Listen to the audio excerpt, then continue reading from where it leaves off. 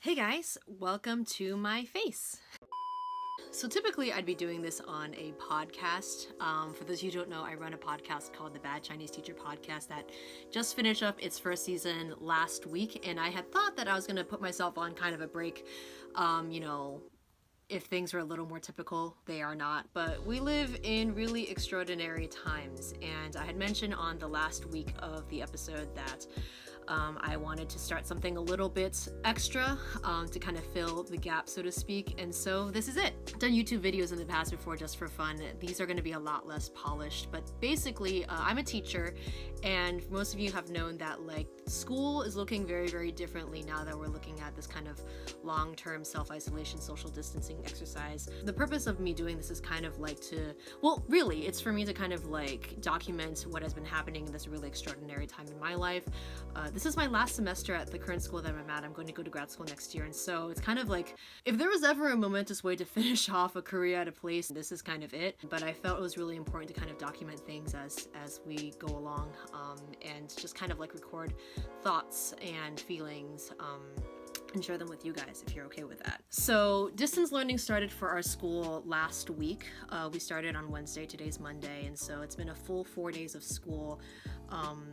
We've been doing a lot of stuff over Google Classroom. I've been doing all my classes live on Zoom.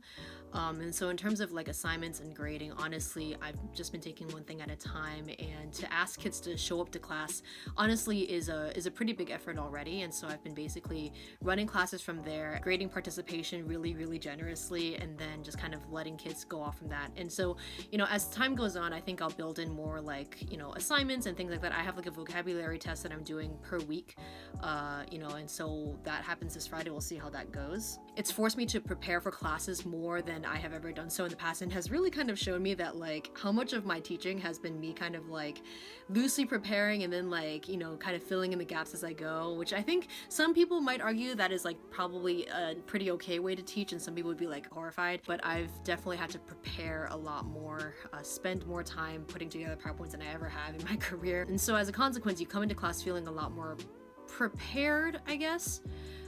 You feel like you have a lot more material in your hands to kind of lean on. But I think over the past couple of days I kind of realized that that actually might not be the most ideal way to teach. One thing that's come out of this is people thinking that this whole online learning that's been happening throughout schools and colleges will really end up shaping how we think of education in the future. Whether or not we just would take all of this information and all this knowledge and just eventually just all have school online. Everyone just goes to school from their house, from wherever they are, and it changes the structure of school forever.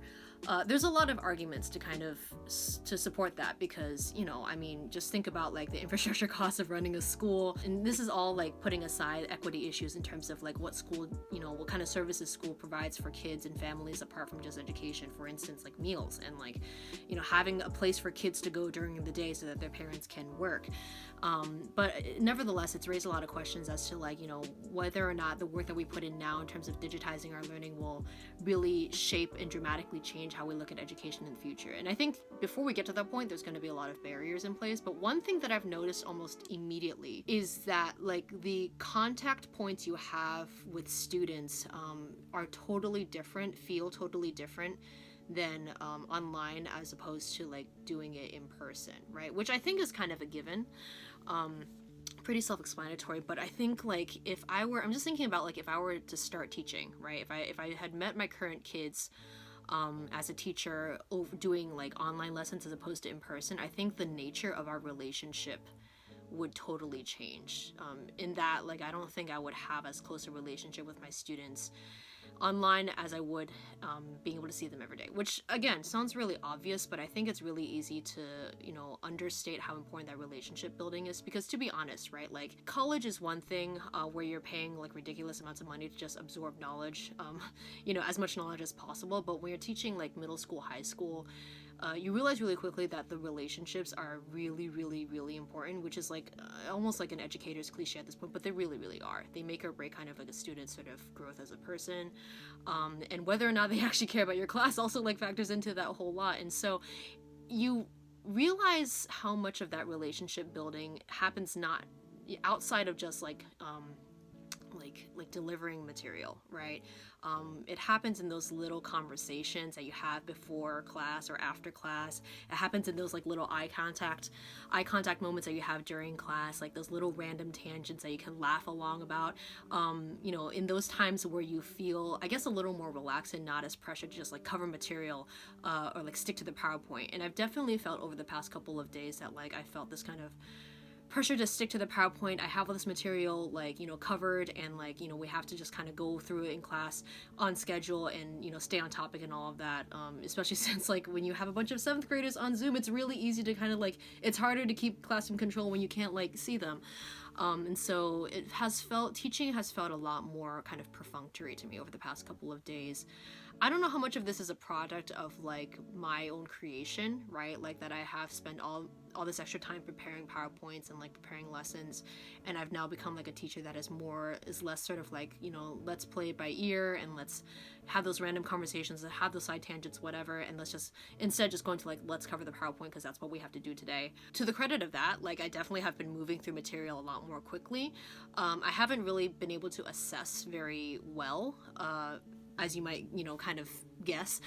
But even so, you kind of still feel like the students are kind of still really engaged in absorbing the material well, but it definitely has felt a lot more perfunctory, and it's felt a lot more kind of I'm here to teach the lesson and then I'm going to hit end meeting and then that's the class. And I feel like what this speaks into is that I think that's what a lot of people have as a picture of what teaching is, right? You have this set of material, you've prepared your PowerPoint deck, and you're getting through the lesson, I'm delivering the material, and that's kind of the purpose of a good teacher, right? And so when we're looking at online school and we're looking with what are the essentials, those are the essentials, right? Delivering material, making sure that the students understand it and are picking up on it and absorbing it, those are the bare essentials, right? But then you realize, I feel maybe that's not actually the bare essentials. Maybe the bare essentials are those side conversations. Maybe the bare essentials are in those tangents and those things that feel like they distract from learning even.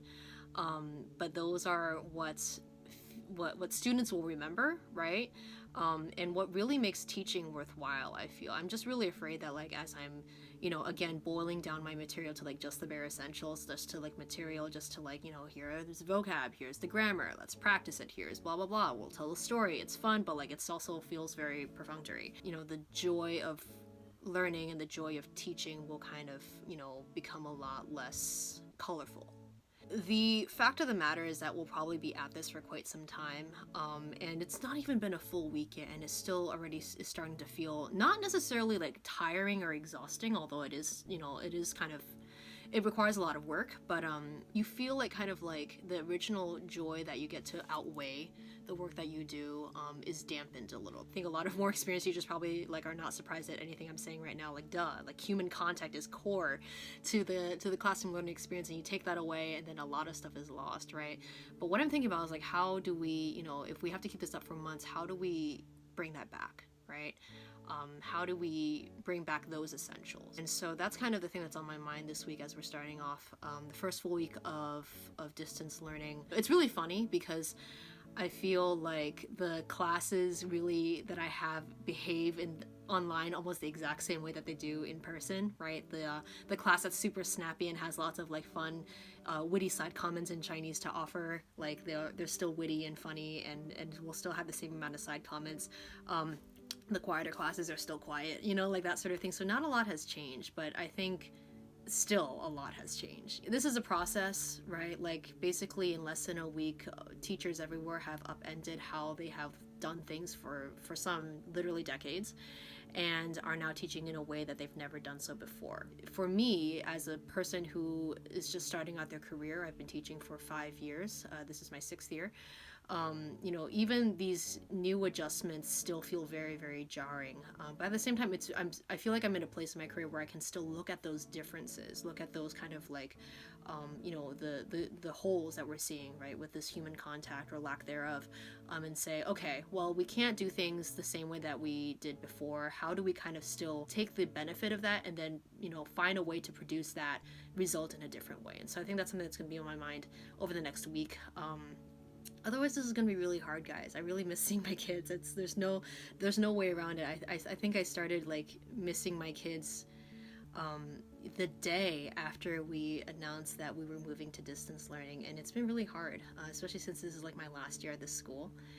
And the idea of like not being certain whether or not I'll be able to see my students again in person is really, really tough to think about. So I haven't been thinking about it too much. And so if anything, that is motivation to make these interactions count. And I think, like, you know, maybe it's time for me to slow down my role a little bit in terms of like how I'm covering material. Maybe, you know, I think as well as being a language teacher, you know, the side conversations, if there are any side conversations, they end up being in the target language in Chinese anyway, and that feels almost like, you know, you feel compelled to be teachery rather than just being like human being. And so it's been tough in that way as well. And so I'm trying to figure out, you know, how do we really keep those contact points really, really strong, even though they look different now. Anyway, I don't know how often I'll be doing this, probably just like, you know, in between classes, I'll just kind of check in, do a quick vlog, and then, you know, whatever's on my mind. I don't know who would be watching this. Like, I feel like all these things that I do for the internet are more for me than it is for anyone else.